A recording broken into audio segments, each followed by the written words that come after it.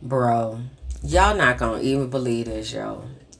How about I'm sitting here talking for a smooth 10 minutes. Why the mic was on mute the whole time, yo?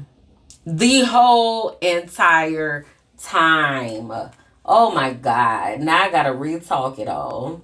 But what I can say is now I kind of have a direction for where my spirit is going. So, welcome back to, or welcome to part two of part one, the redo, because I was crazy and I didn't unmute anything. So basically, I just got back from St. Martin last night. I had to wake up at 5 to be ready to leave the resort at 6 for my first flight at 8:30. The night before, we had a catamaran cruise, and we were on the beach, and then we had dinner, and then we had karaoke. So needless to say, I didn't get a whole lot of sleep. Okay. So the first flight was with this airline called Windward Air. And overall, I feel like it was a very pleasurable experience. They had the smaller planes that are just two seats and two seats.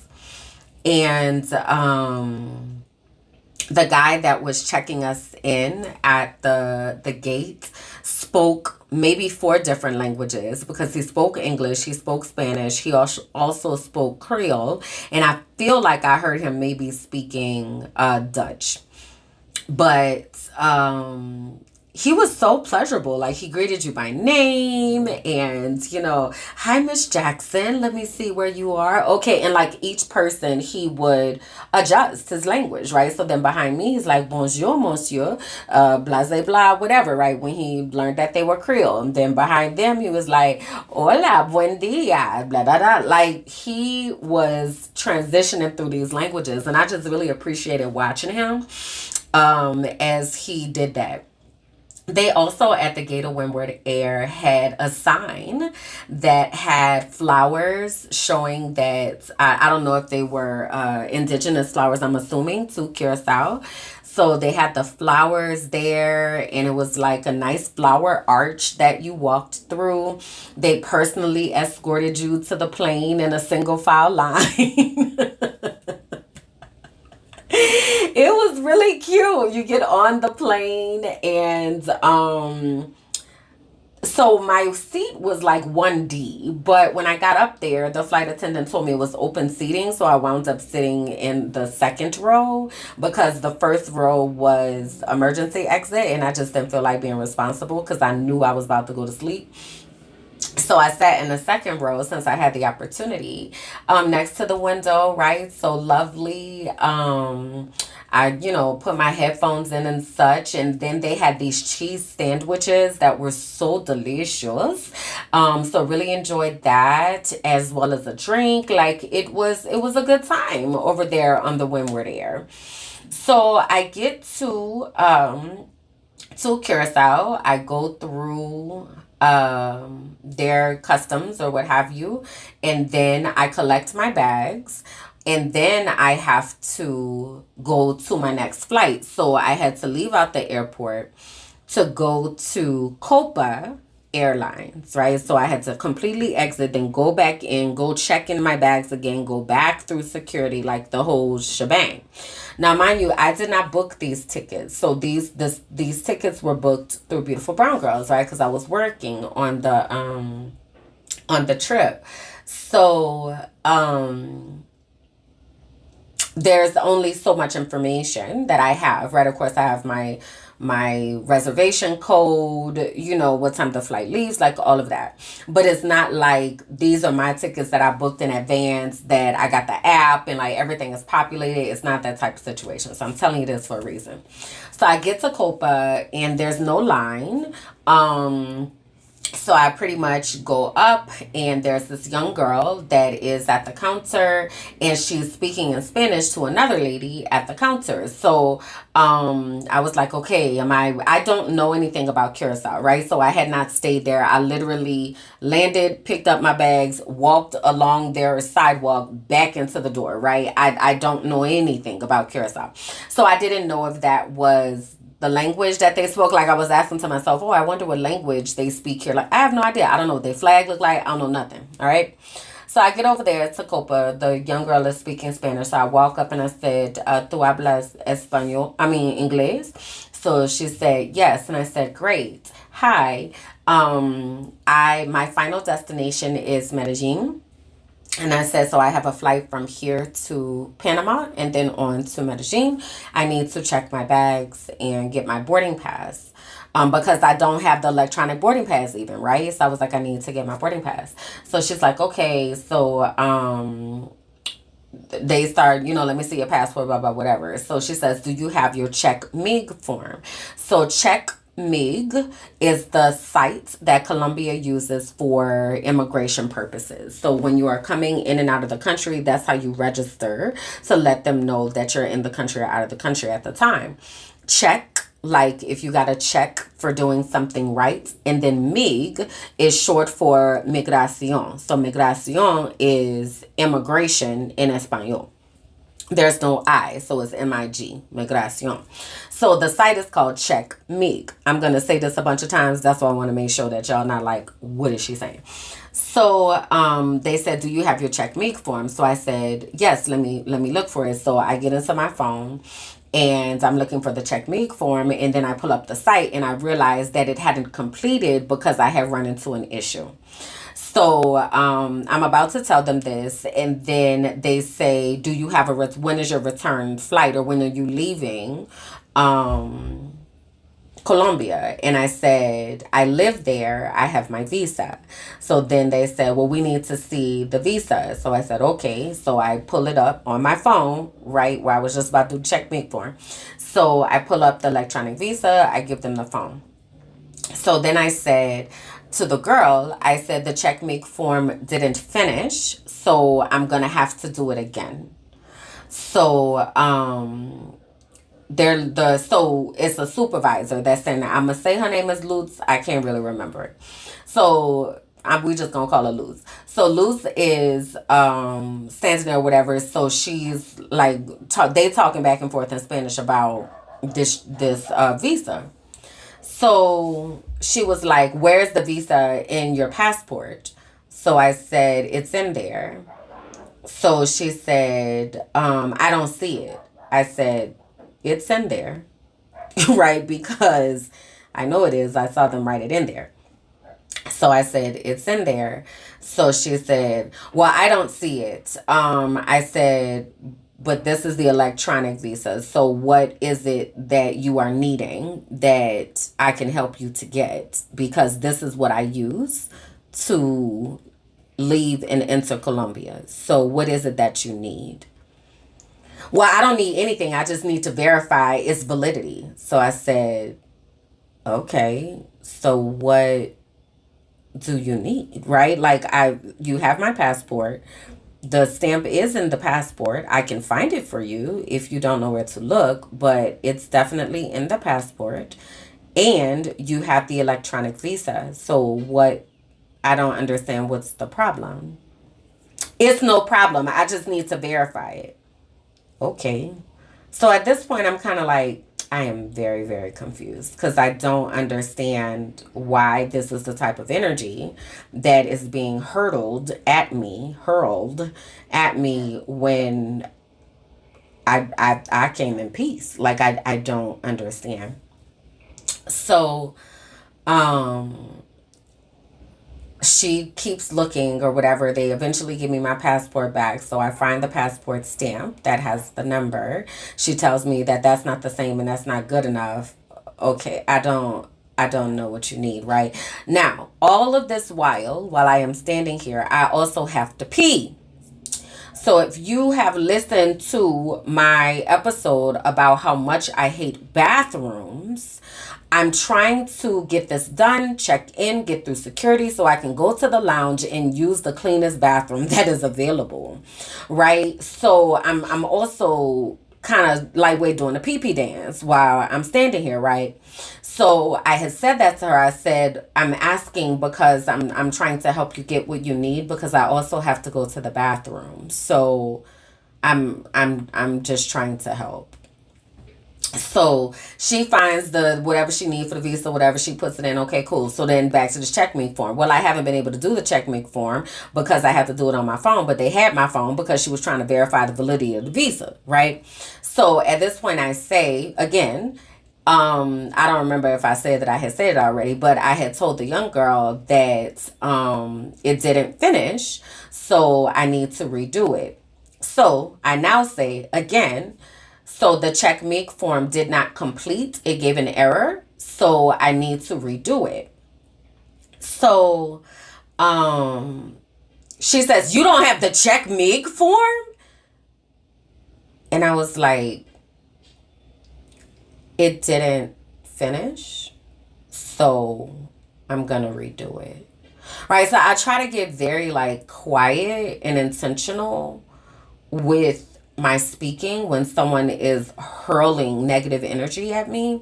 I also realize I need this lady to check me in, right? So I'm not trying to go full blown American or full blown Karen. Like I'm trying to keep it together, but in the same token, I have no idea why this lady is coming at me the way that she's coming at me, right? I'm just trying to go home.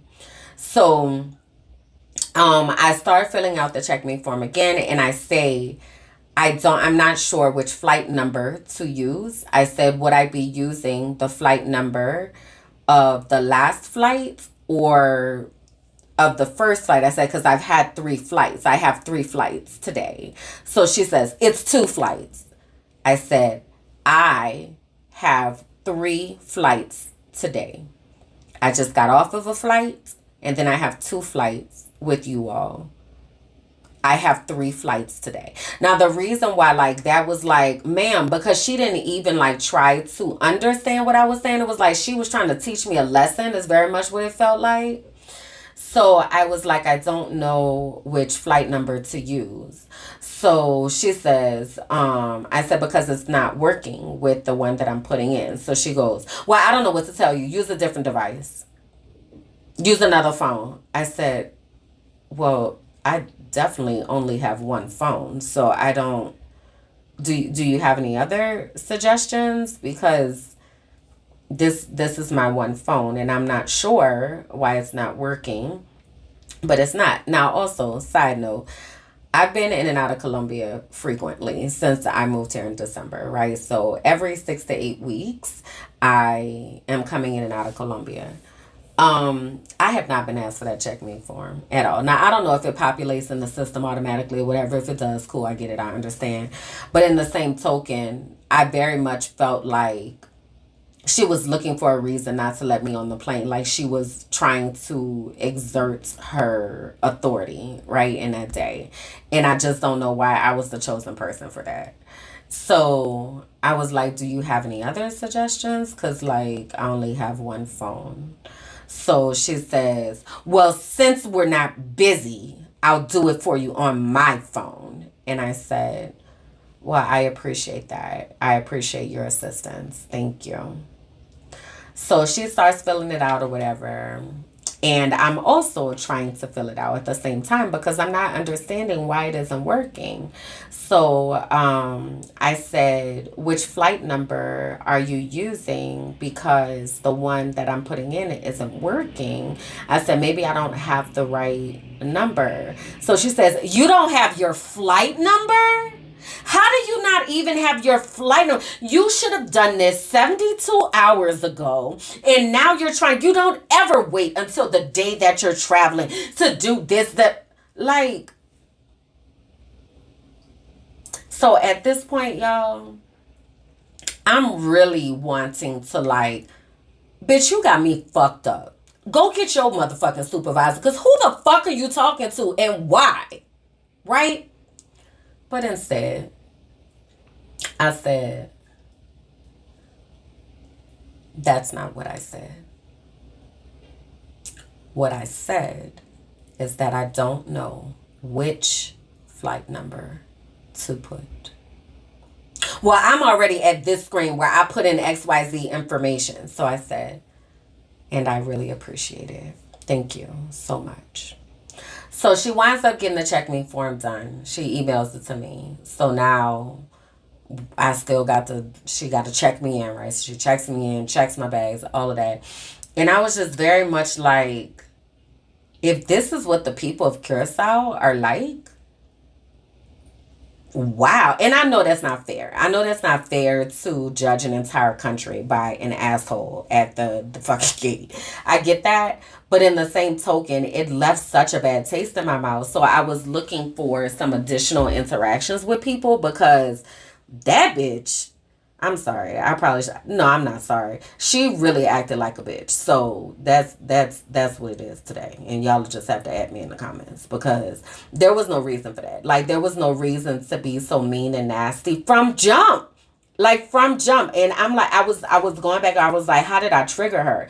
Was it because I asked if they spoke English? Like I don't know like what I did, or maybe I was just lucky number customer 763 that walked up and bitch you about to get sandblasted. Like I don't know, but what I do know is I did not deserve that, right? So anyway, I left from that. Thank you so much, I appreciate it, like whatever. And then I started heading to security. So I get to security, and again, I don't know anything about Curacao. So now I'm very much like hyper aware of their systems and stuff. So they had like a little scanner thing. So you scan your own boarding pass to get through. You know how at some airports they'll have people scanning for you. They like, we got these gates right here. Scan that boarding pass, then you can get through the security. So I just appreciated that because I feel like we be wasting people's energy. Like that's a very, very low hanging fruit of a job to just stand there and scan people's boarding passes when there is a machine that could do it for you. So I thought that was interesting that they had that technology. So I'm standing in the security line, and there are all these white people in front of me, and they worried about passport stamps. So then I was like, oh my God, I didn't get a stamp when I came. Christine, did you get one? No, I didn't get one. John, did you get one? No, I didn't get one. Oh, I don't know. Maybe we can ask them after that. Like, and it just, I don't know why it bothers me sometimes of people that collect passport stamps, but I feel like it's a way to that people use to brag and put other people down. Like I have so many stamps in my passport, and it just comes off as very elitist to me, which is a whole nother thing, y'all, that I'm gonna do about, like I did a whole expose on the haves and the have nots while on this trip. But so that started irritating my soul, and I was like, Jesus, I want to get out of this place. Like I don't like this place. Well, the saving grace was the immigration officer. Very nice black lady. So I walk up, I say, good morning. So she's, scanning the things or whatever. And I said, what language do you all speak here? And she told me the name of it. I don't remember. But she said it was a combination of Dutch, and I want to say she said Creole and maybe Portuguese. So she told me that, and I said, yeah, I said, I was in St. Martin, and I'm coming through here, but I didn't spend any time in your country, so I was wondering what the language was. And she was like, oh yeah, but we speak English. I said, I know, but I'm always interested in what the actual, culture is, the indigenous culture. So I was like, thank you. So she said, okay, have a good flight. Like, I don't know how many kind immigration officers you all have had the experiences of, but usually they're not very chatty. So I appreciated that. And she kind of saved it a little bit. But overall, that time that I spent in Curacao, that 1 hour and some change, was not pleasurable for me. And now that I'm even thinking about it and thinking about my experience with Copa, specifically with that, what do they call them? Maybe ticketing agents. Yeah, I got to talk to somebody because that was unnecessary. Like it was just unnecessary. So, anyway, so I get on the Copa flight. I was fortunate enough to have plenty of leg room and a lovely seat. And I knocked out, y'all. I slept on all three of them flights because I was tired as hell. Copa had okay snacks. Oh, so you might be wondering, like, so I actually, to this has and have nots, I have lounge access, right? So I go to the lounge and the lady was like, well, because remember I had told you I had to pee, right? And I had to go to the lounge. So I get to the lounge and the lady was like, oh, Copa's about to start boarding in just a little bit. So, and I was like, in my mind, I know, and I'm here. But I was so like tired of arguing and I didn't know like what kind of battle this was gonna wind up being. So I was like, ma'am, I gotta go to the bathroom. Okay, like if I don't do anything, I've got to go to the bathroom. So she was like, "Oh, okay, well just go like and I won't scan your card or anything, just go." So I go in there, I go to the bathroom. Thank God it was clean, like all that. Okay, I go to the bathroom. So then I come out and then I was like, well damn, I didn't get anything from out of here. So I'm like, I need to at least get a drink of water or something. So I said, I need to get something to drink. I was like, you can scan my card. Like, it's fine. I don't have any problem with that. It's not like I only have so many entries or something. Oh, sorry. I need to get some drink. So she was like, oh, no, it's fine. So I go get some drink. But I should have grabbed a salad because I actually was hungry. But I didn't. So I get on Copa. They had some like tomato seasoned breadstick crisp situations with these little cookies that were really good, and then they had drinks, right? So okay, so I eat my stuff on that airline. Okay, so then I left Curacao and then I was in Panama City. So I get to Panama City, we land at gate 200 something. My flight was leaving out of gate 140 something, and the lounge was at gate 130 something. So I also, though, had, I want to say, about an hour of time, maybe, that I could play with. So I got my steps in. I walked through Panama. I don't know if y'all been in that airport. That airport is ginormous, Lord Jesus. But it is also very modern, very up to date. So I walked to the lounge and they did not really have food at that lounge and I was very disappointed. So, well, they did have food, but it was food catered towards people who eat meat. So they had ham and cheese sandwiches and ham and cheese quiche and everything had ham and meat. And so I don't eat that. So all I had there were some carrot sticks and some ranch dressing and some water. So I was there. I was able to go to the bathroom. I was able to charge my phone and all of that. Their lounge is pretty large. It's not like the most impressive that I've seen, but it was pretty large. It had a lot of seating space. So I did that and I got onto the flight from Panama to Medellin. Again, very good seat, good to go, except the girl. So the first flight, there was nobody in the middle seat. The second flight, there's this girl in the middle seat. So they were seated before I got there.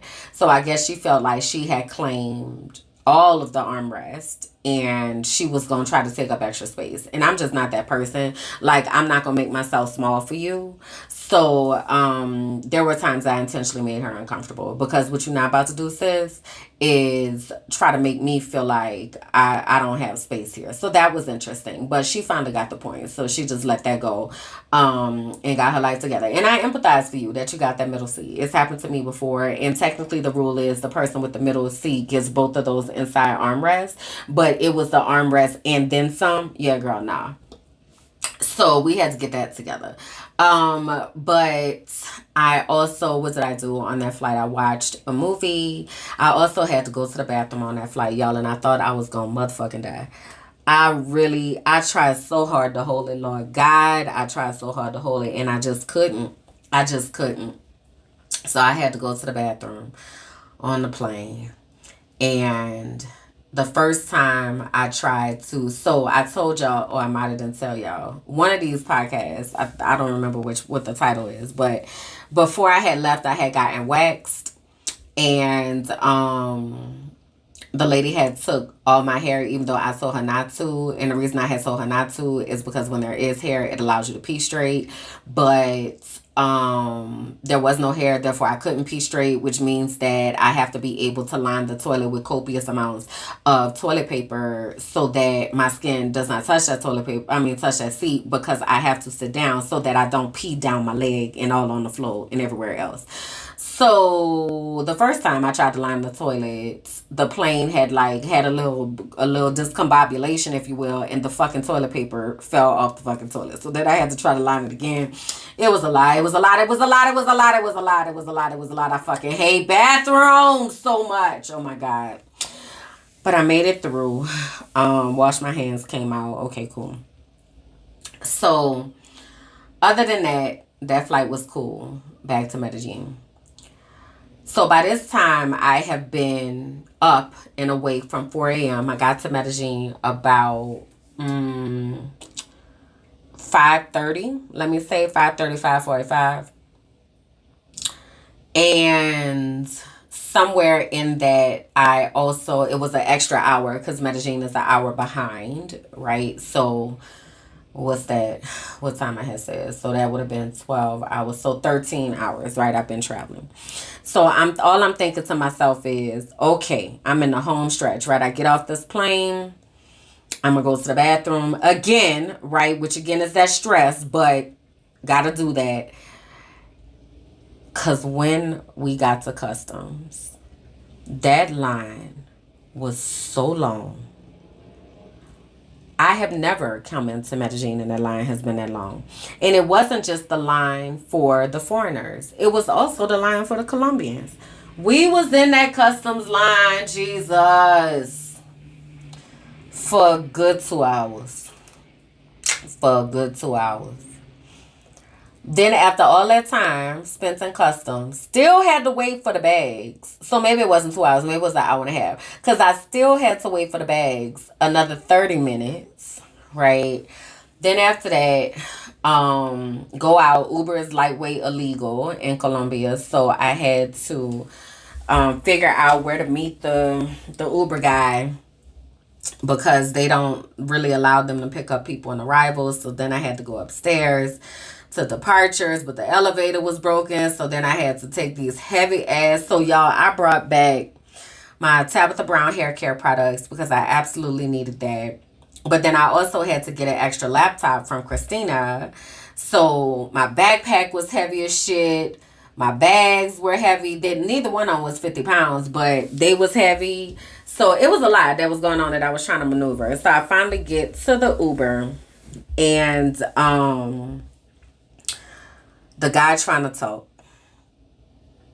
He says, "Hola, buenas noches, ¿cómo estás?" I said, "Hola, estoy muy cansada." So he says, "Oh, Sunday, Sunday, Sunday, Sunday, Sunday, Sunday, Sunday, Sunday, Sunday, Sunday, Sunday, Sunday, Sunday, Sunday, Sunday, Sunday." When I tell you I couldn't translate a word that man said, like that's how tired my brain was. I got nothing, sir. I don't know what you're talking about. So I said, "Oh, no entiendo, lo siento." Like, I don't know. I'm sorry. I don't understand what you're saying. That man kept trying to talk to me. So eventually, I had to have a very demonstrative display of putting in my earbud. Like, why do you keep talking to me? And I had ordered comfort. I said quiet preferred. I'm tired. I just told you I was tired. Shut up. Stop talking to me. I am not chatty Candace in the Uber a lot of times. Especially when I told you I was tired. Please be quiet. Just please be quiet. Why do they do that? Oh my God. So anyway, luckily the tunnel was open for me to get back to Medellin. And because the difference with the tunnel is like a toll road. It's a shortcut. So the tunnel puts me home from the airport in about 35 minutes. If we don't take the tunnel, it takes about an hour and 15. Okay, so your girl was happy the tunnel was open, honey. Got home, jumped directly in the shower, got something to eat, and came and sat down in the closet and watched the rain. And that was just the way back home.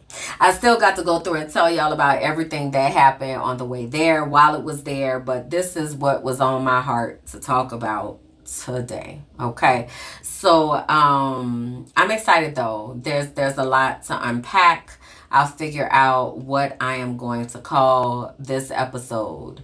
But I'm also gonna call Copa Airlines because Lutz, she needs to get it together. She really does. Like that, what she did was not okay. Like, don't do that to people. That's not all right. So anyway, I gotta figure out how I'm gonna craft that because that was traumatic for me. So, if you are not already following me, please do. On Instagram, I am at Kimberlyn J and at Minding My Black Ass Business. On YouTube, I am in Patreon at Minding My Black Ass Business, and on Facebook at Kimberlyn Jackson and Minding My Black Ass with two Z's business. So definitely do connect. I appreciate you for coming out, hanging, listening to my rants. And maybe that's what this is, just a travel rant. But it was a lot that was going on. But overall, I just want to say I'm so happy to be home. I am so happy to be in my house, in my own energy, minding my black ass business. All right, y'all. I'll talk to y'all another time. Okay, bye.